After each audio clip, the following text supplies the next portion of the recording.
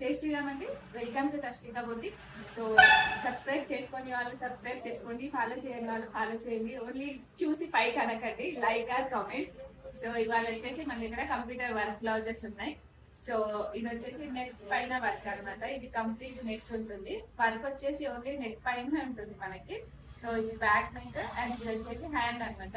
మీరు జూమ్ లో ఒకసారి చూడండి, మనం వర్క్ ఓన్లీ నెట్ పైన వేసాము. సో ఇవన్నీ జస్ట్ బూటీస్ యాడ్ చేసాం అనమాట.